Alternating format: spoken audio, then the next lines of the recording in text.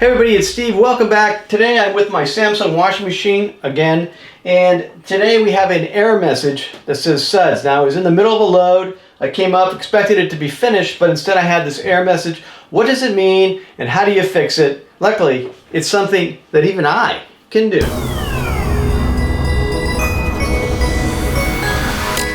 Okay, so what does it mean now? And what it means is that there's too much suds action going on in the washing machine. So if you check on the internet, you're going to quickly find a lot of places that say, hey, look, you put in the wrong kind of detergent, or you put in too much detergent. Now, maybe you did do that, and if you did, that's the issue, and you need to just run another cycle with no clothes in it and no detergent, and just wash it all out. And then in the future, make sure you use high efficiency detergent as corresponding to the manufacturer's recommendations. But if you didn't do that, like for me, I was washing some old rags. I used almost no detergent, so there's no way it was a suds issue. What was it? Well, we talked about this issue before. It's the filter that's down here at the bottom of the washing machine. Now sometimes it gets clogged and it'll stink up your laundry room, which is what I talked about in the last video. Today it's clogged and it's preventing, I think, a good flow of the water out of the system and the suds out of the system, so that's where we're getting that alert. So how do we fix it? Let's get down there and I'll show you. Easy job, something even I can do, and you.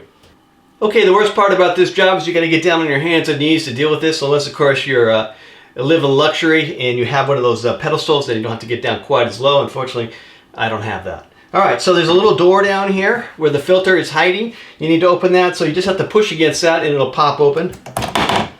Just like that. Okay, and then inside you're going to see a black hose and a white screw, like a knob thing. So we're going to, first of all, there's water that's collected in here, so we're going to collect all that water using our black hose, and then we will pull our filter out. So let's get that water out of there first. So because I'm down so low, it's kind of hard and awkward.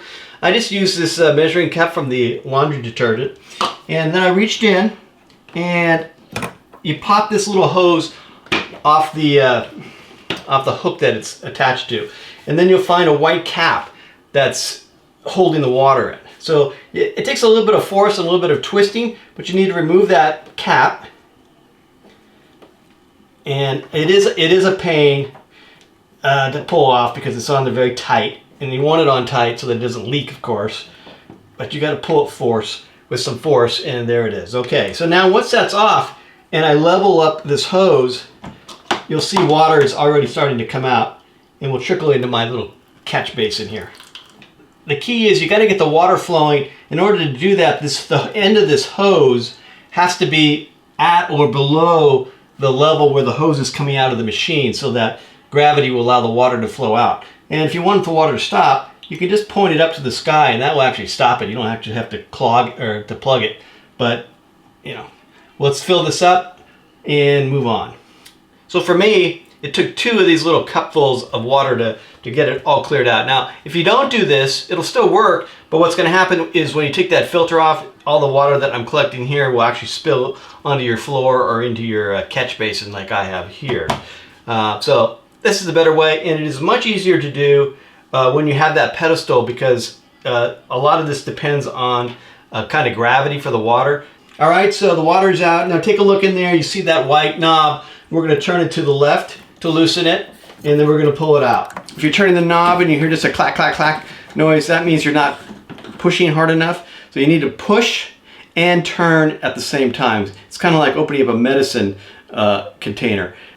Okay, so this is an incredible simulation because I've already fixed this once, but this is for real, what was actually found in here. This little rag thing and another little rag thing. And then also we had one of these color catchers that we use to keep our clothes from losing their color and whatnot, or bleaching other colors. And so then there was also a bunch of muck in here. So all this needs to be pulled out and cleaned.